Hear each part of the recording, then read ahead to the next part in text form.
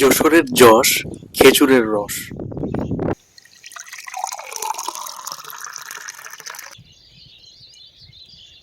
প্রচন্ড ঠান্ডা, প্রচন্ড ঠান্ডা, হাড় কাঁপানো ঠান্ডা। তারপরে বইছে শীতল বাতাস। বাবা কাচ্ছে। কি রস ভালো হয়? হ্যাঁ, রস ভালো।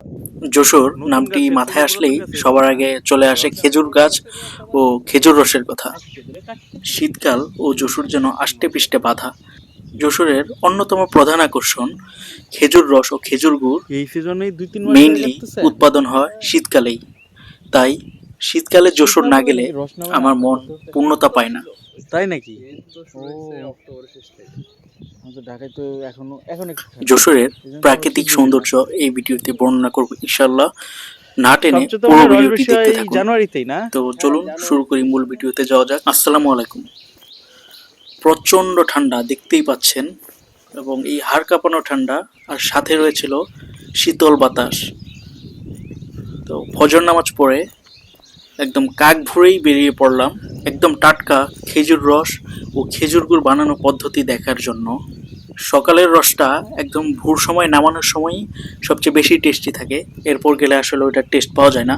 আর যশোরে যেহেতু তারা প্রফেশনালি গুড় বানায়, তাই আর রসটা পাওয়ার সম্ভাবনা থাকে না। আর এই ডিভাইন দৃশ্যগুলা দেখার জন্য সকালবেলা বের না হলেই নয়। তাই ফজর নামাজ পড়ে হিমশীতল পরিবেশে মন না চাইলেও বেরিয়ে পড়লাম। আরেকটি ইন্টারেস্টিং বিষয় আপনাদের সাথে শেয়ার করি, সেটি হচ্ছে আমার নিজেকে অনেক বেশি সৌভাগ্যবান মনে হয়, কারণ যশোর হচ্ছে খেজুর রসের রাজধানী।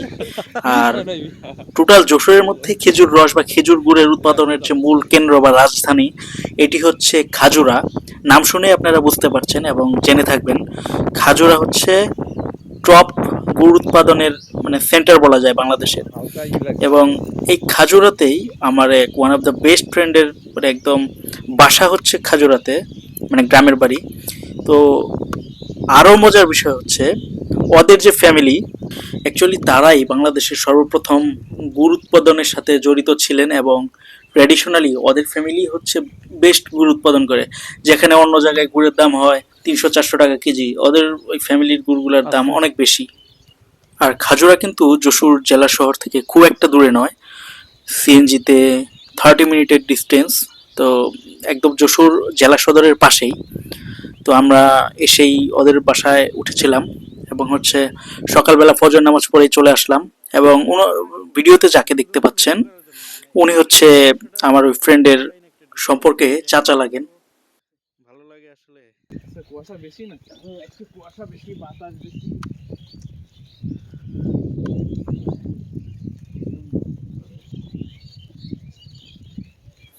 উনি মধ্যবয়সে এসেও কি দারুণভাবে রশি এবং অন্যান্য উপকরণ ছাড়াই শুধুমাত্র হাত পায়ের মাধ্যমে খেজুর গাছে উঠে রস পাচ্ছেন, এবং আরেক হাতে রসের হাড়ি লাগিয়ে দিচ্ছেন। কাজ ভিজলে তো সমস্যা হয়, তাই না?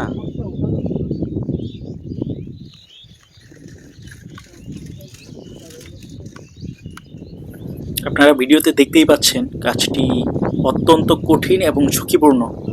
সে অনুযায়ী রস বা খেজুর গুড়ের দাম বেশি হলেও আসলে ওই রকম বেশি বলা যায় না, আর ওনারা ওই রকম দামও পান না।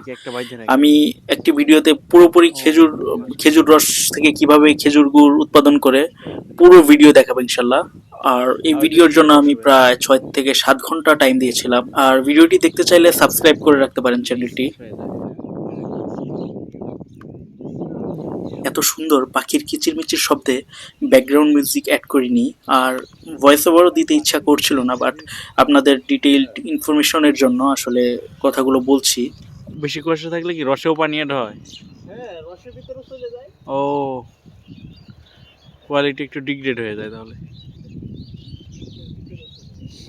বেশি শীত নামলে রস অনেক বেশি হয় এবং কোয়ালিটিটাও ভালো হয়, তবে যদি বেশি কুয়াশা পড়ে, বাতাসের জলীয় বাষ্পের পরিমাণ বেশি থাকে, ওই ক্ষেত্রে দেখা যায় রসের সাথে পানি বেশি আসে এবং রসের সুমিষ্টতা কমে যায় এবং কোয়ালিটি ডিগ্রেড করে। আমি এইবারই প্রথম নয়, এর আগেও খেজুর রস নিয়ে অনেক রিসার্চ করেছি। তো এই সময়টায় রোদ উঠলে আসলে ভিডিওটা সুন্দর পাওয়া যেত এবং অনেক ভালো লাগতো। প্রচুর কুয়াশা, এই জন্য ভিডিওটি ওইভাবে এক্সপেক্টেডভাবে আসেনি, তবে শত ব্যস্ততার মাঝেও আল্লাহ পাক আমাকে যা যশোর আসার তৌফিক দান করেছেন, এই জন্য আলহামদুলিল্লাহ। আর যশোরে এসে নিজ হাতে খেজুর রস পারবো না কি হয়, নিজ হাতে ছোট একটি গাছ থেকে রস পারলাম এবং পরবর্তীতে আবার হাঁড়িটি গাছে লাগিয়ে দিলাম। এই অনুভূতি আসলে নিজের হাতে না করলে বলে বোঝানো যাবে না, বা ভিডিওতে দেখে আপনারা ফিল করতে পারবেন না।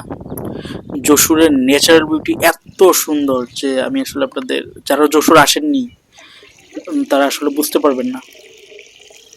আর পরবর্তী ভিডিওতে ইনশাল্লাহ আরও ইনফরমেশন দিব যশোর নিয়ে, শুধুমাত্র এই খাজুরা নিয়ে বেশ কিছু ইনফরমেশন দিব। পুরোনো গাছের রস আবার মিষ্টি বেশি। আমাদের এই চাচার খেজুর রস সংগ্রহ প্রায় শেষ। এখন হাঁড়িগুলো লাঠিতে বাঁধছেন এবং এটাকে ভার বলেন ওনারা, ভাড়ে করে বাড়িতে নিয়ে যাবেন। যায় না। না, এইখানে ইউটিউব চ্যানেলে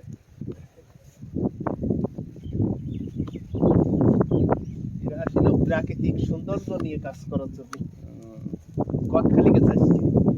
আজকে সারাদিন করে আসবে গদখালি। তো চলো আমাদের বাড়ি চলো, যাই রস খেয়ে তারপরে উনি আমাদের রস খাওয়ার ইনভাইট করলেন এবং আমরা তার পিছে পিছে বাড়িতে গেলাম।